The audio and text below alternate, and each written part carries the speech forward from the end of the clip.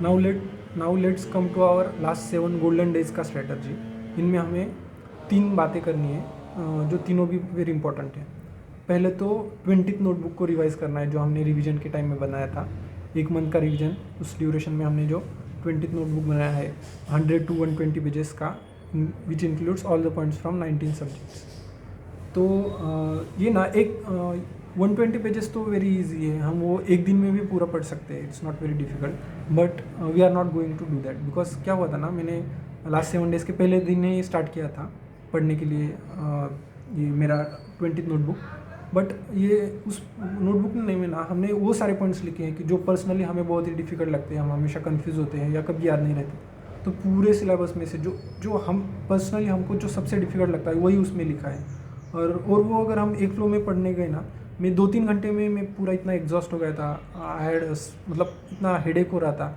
Then I decided कि मैं रोज़ ना 2-3 घंटे पढ़ूंगा। लास्ट के 7 डेज़ में रोज़ 2-3 घंटा पढ़ूंगा और ऐसे उसको 7 डेज़ में ख़त्म करूँगा।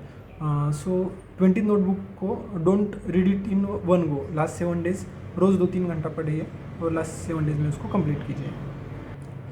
सो हमारा सेकंड पॉइंट है कि पूरे सिलेबस में which is the most very important high topic कि आपको वो कभी मिस नहीं करना है, वो है कि कोई भी अगर क्वेश्चन या कोई भी टॉपिक प्रीवियस ईयर क्वेश्चन में पूछा गया है तो उस इंफॉर्मेशन को आप कभी भी मिस नहीं कर सकते। तो पूरा सिलेबस तो हमने पढ़ लिया है, बट अभी लास्ट 7 डेज़ में अगर हम ऐसा कर सकेंगे कि पिछले एग्ज़ाम में जो टॉपिक्स पूछे गए वही अगर हम पढ़ पाएंगे, उसको तो रिवाइज़ करना ही है लास्ट के 7 डेज़ में, क्योंकि वी आर ह्यूमंस, तो कुछ ना कुछ तो टॉपिक मतलब हम भूल ही जाते हैं। तो बाकी का भूल गए तो चलेगा, बट अगर पिछले एग्जाम्स में अगर कुछ टॉपिक्स पूछे हैं वो अगर हम भूल गए ना तो we can not afford that. So we have to revise that topic. तो उसके लिए क्या करना है ना, सेकंड पॉइंट ये है कि मैरो में क्वेश्चन बैंक के सबसे नीचे ना प्रीवियस ईयर क्वेश्चन के मॉड्यूल्स दिए हैं। मेरे टाइम में सिर्फ एम्स, INICT और रिसेंट नीट के ही थे, मतलब नीट PG के ही थे। वो तो सब करनी ही है, बट FMG और भी कुछ एग्ज़ाम अगर होगी ना इंडिया की, तो उसके क्वेश्चंस के मॉड्यूल्स भी करने ही है। वो एक बार कर दो, मतलब लास्ट 7 डेज़ में जब भी टाइम मिलेगा तब वो करना है।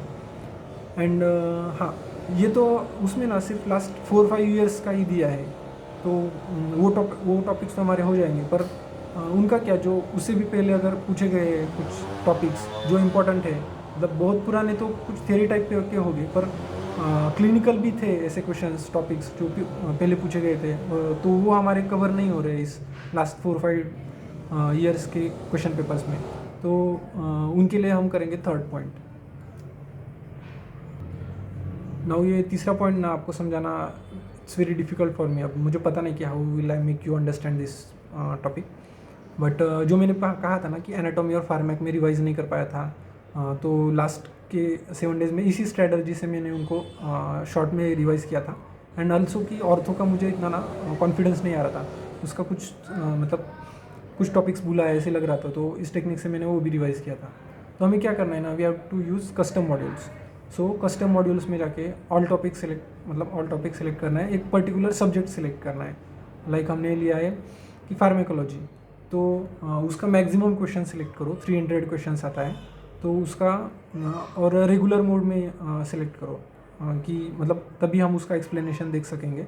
और उसमें हम अगर हमारा आगे एग्ज़ाम नीट है तो सिर्फ और सिर्फ रिसेंट नीट हैशटैग यूज़ करना है उसमें। उससे नीट में लास्ट कितने सारे ईयर्स में पूछे गए सारे क्वेश्चंस ही आपके सामने आएंगे, 300 क्वेश्चंस।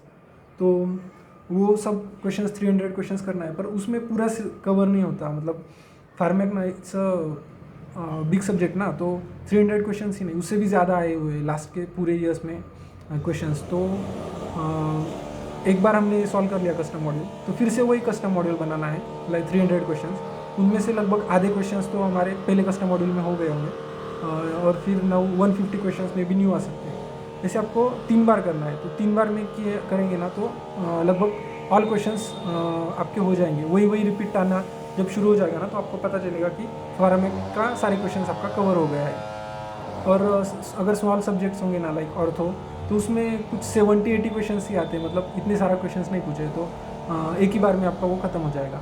ये मैंने सिर्फ 3 सब्जेक्ट्स के लिए किया था, फार्मैक, एनाटॉमी और ऑर्थो। तो उसमें से ना डायरेक्ट रिपीट्स आए थे एग्ज़ाम में।